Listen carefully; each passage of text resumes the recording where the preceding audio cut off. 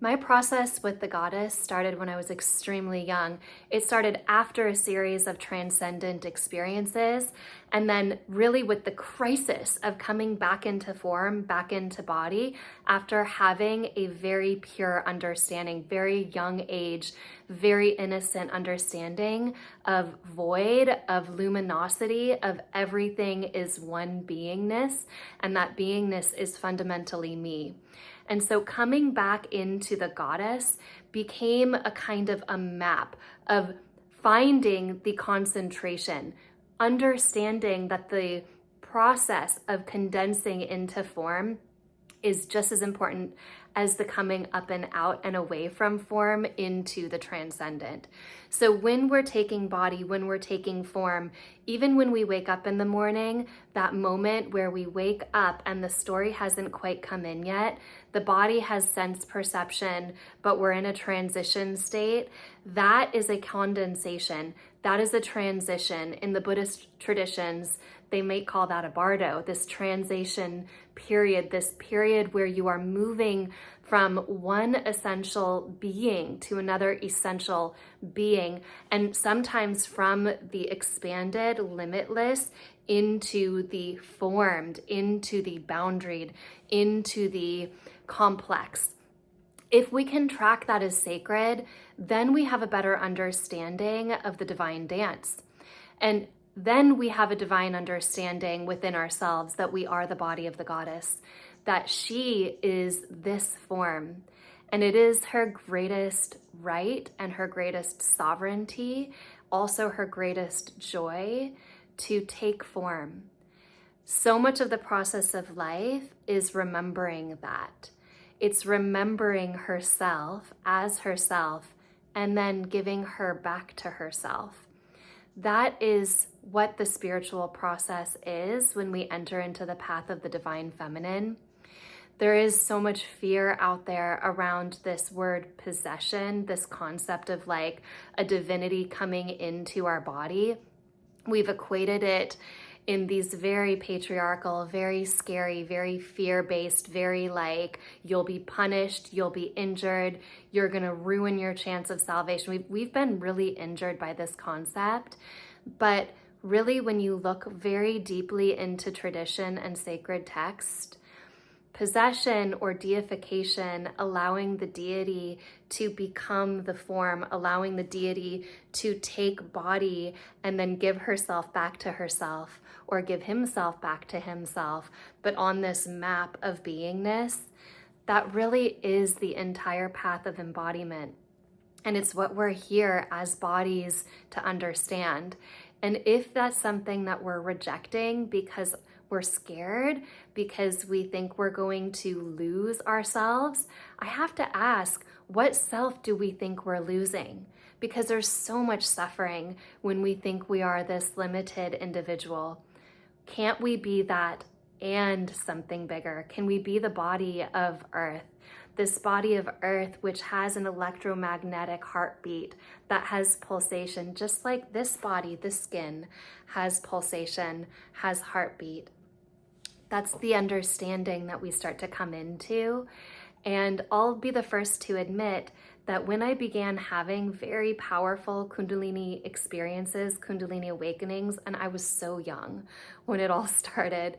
And then when the rush really came in and it became like the breaking of the dam when I was in my early 20s, that at first I really fought against it. I had all these preconceived notions of like, bearing in and holding on and needing to be in control and needing to be in charge.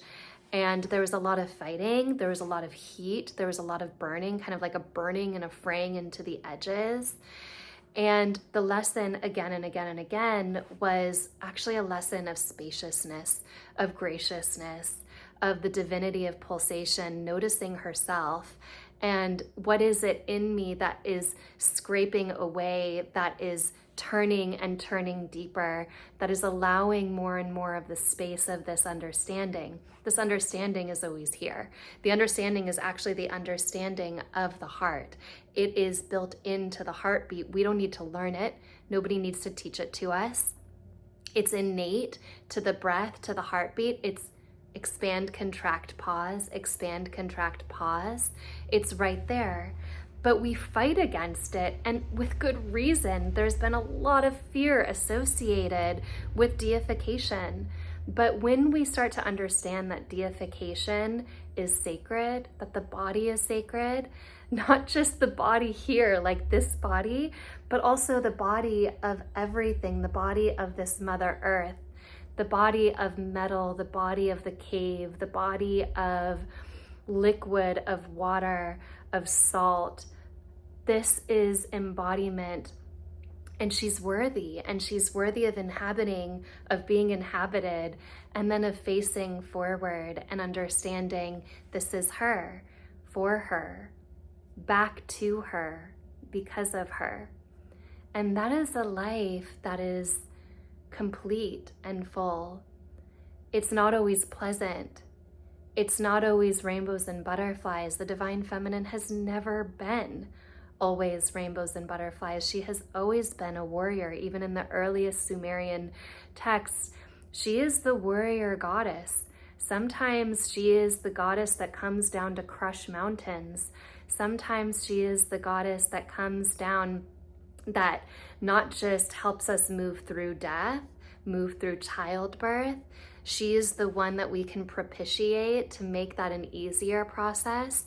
She's also considered disease itself.